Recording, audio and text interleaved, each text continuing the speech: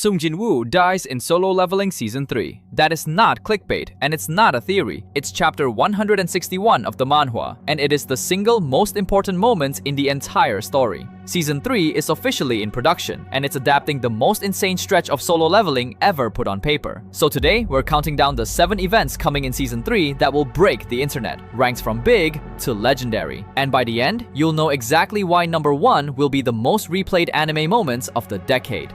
First, the facts. On June 9th, 2026, Season 3 was officially confirmed, with a release window of 2027 to 2028. But before that, the movie, Solo Leveling Beyond the System, hits theaters first, covering the Ajin Guild arc, chapters 111 to 122, which means Season 3 picks up at chapter 123. And here's the math nobody's doing. Season 2 burned through 65 chapters in 25 episodes. At that pace, Season 3 doesn't just continue the story, it can reach the ending. Everything you're about to hear is straight from the manhwa. Spoiler warning, last chance. Number 7. The Return to the Double Dungeon. The story goes back to where everything began, the temple that slaughtered Jinwoo's raid party in episode 1. But this time, Jinwoo walks in asking one question: where did my power actually come from? And the dungeon answers. The hidden boss reveals himself, the architect, the moderator of the system itself, the being who has been watching Jinwoo since day 1. They fight twice. Jinwoo destroys the stone statues that once butchered his friends, punches the architect's mask clean off, and ends him. The creature that built the system dies to the man the system created. And in the middle of that fight, Jinwoo's telekinesis evolves into its final form, Ruler's Authority. Remember that name. Number 6. Jinwoo solos the Tokyo Gate.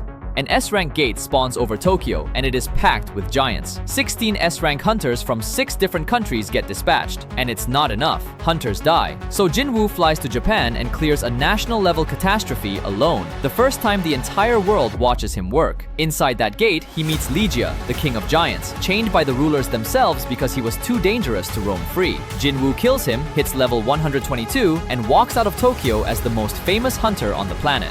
This is the moment solo leveling stops being a Korean story and goes global. Number 5. The Monarchs draw first blood.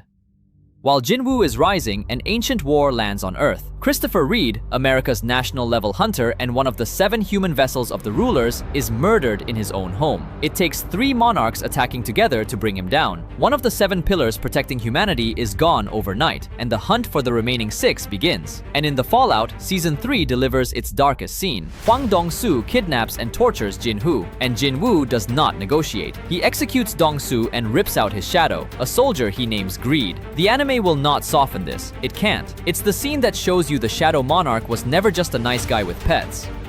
Number 4. Jinwoo vs. Thomas Andre.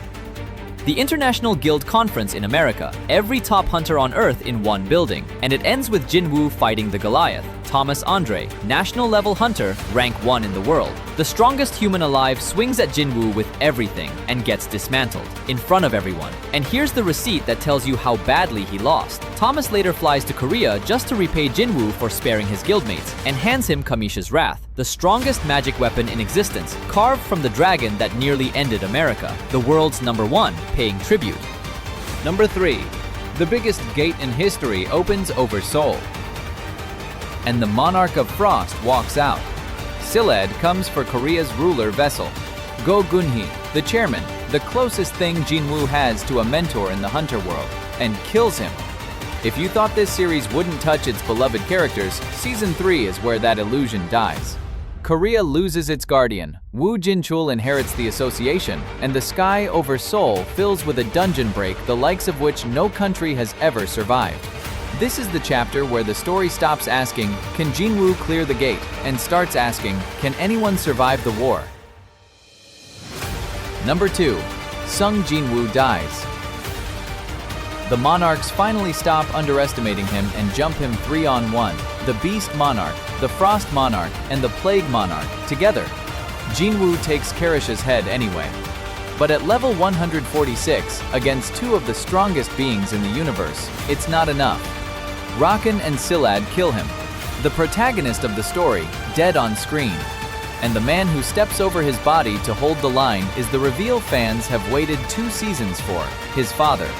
Sung Il-hwan, vessel of a ruler, fighting 2 monarchs at once to protect his son's corpse. If A1 animates this episode right, it will be the most talked about anime episode of the year. And it's still not number 1. Because number 1 is what happens next. By dying, Jinwoo unlocks the one condition the system could never tell him about. He meets Ashbourne, the Monarch of Shadows, the King of the Dead, the strongest of them all, and learns the truth behind everything: the system, the double dungeon, the daily quests.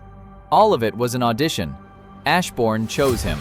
And now the inheritance completes. Jinwoo's limits are removed, his Shadow Army regains its full power, and he returns from death as the true Shadow Monarch.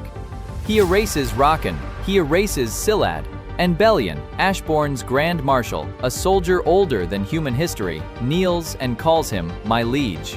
But the same power that resurrects him cannot save his father. Ilhwan's borrowed body collapses, and Jinwoo's reward for becoming a god is watching his father turn to dust after saying goodbye. Power and grief in the same breath. That is the peak of solo leveling. That is what Season 3 is building toward. And there's a bonus.